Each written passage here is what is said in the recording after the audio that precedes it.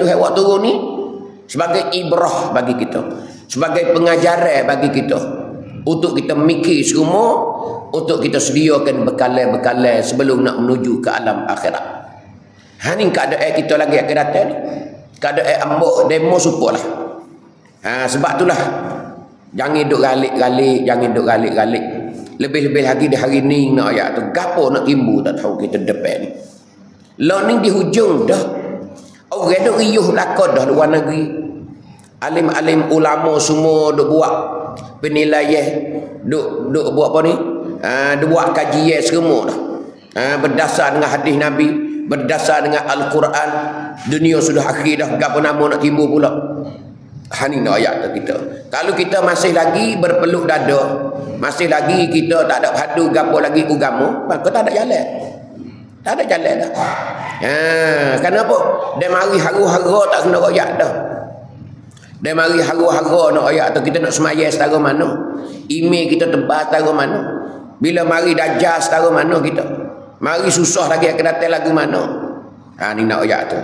Sebab tu kos tahun komplek. Lebih-lebih lagi tahun 2024 ni.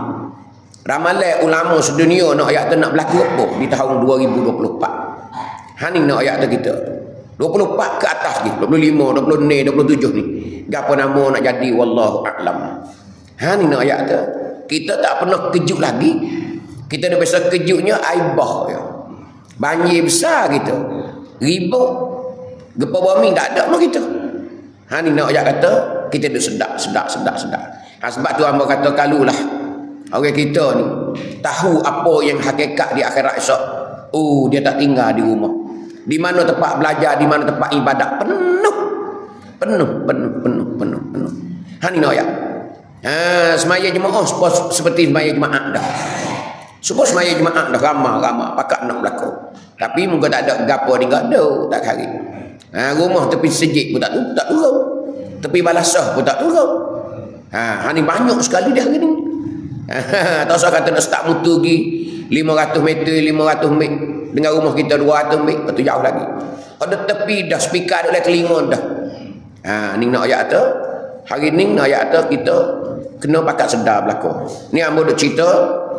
Duk cerita apa ni? Duk cerita kesesalan kita. Nah, sebab tu di antaranya dalam suatu sejadah hak kita duk royak. Hak hamba duk baca selalu duk baca puak kita ni. Tuhan duk royak orang kafir. Orang kafir nak ayat tu. Nah, Tuhan duk royak orang kafir bila di akhirat esok. Kita duk bimbang orang kita pun walaupun bukan kafir, Islam, tapi tak sedia bekalan. Tak sedia bekalan. Sebab tu walaupun ada email tapi tak bahan neraka dulu. Bahan neraka dulu, masuk neraka dulu. Dia tak sedia gapo nama. Tu dia tak sedia gapo nama. Nah, walaupun akhir masuk syurga tapi kena bakarlah dulu. Kita je boleh tak usah dulu lagi dah. Tak usah bertepuh dengan api, tak usah berasa panas sikit apa. Nak berjalan di atas titis sirat lagi akan datang nak ya tu seni. Lambat banget tu suka kira tapi tak jatuh pentingnya. Kalau dia mau derah gilah dulu tak apa. Tapi pentingnya kita tak jatuh.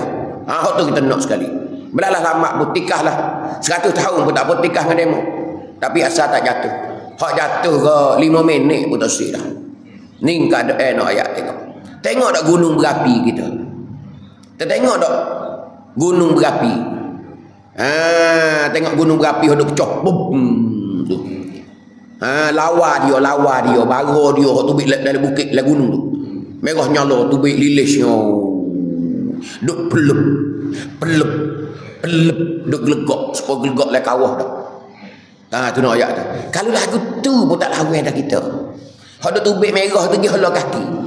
Pakai tengok akik tak ada dah kaki. Tu nak ayat kata setara tu. Tengok dak gunung berapi tu. Maka neraka ni lebih. Neraka ni lebih. Neraka ni lebih. Nak royak kata lebih. Tapi walaupun begitu, banyak lagi orang kita tak mikir. Tu kita tengok gunung berapi ya. Nah, kau fire rubber. Tu nak royak kata tahu mana lawa dia. Tarik dia tubik dia. Merah nyolot. Tu nak royak. Tu keadaan neraka. Keadaan neraka. Nah.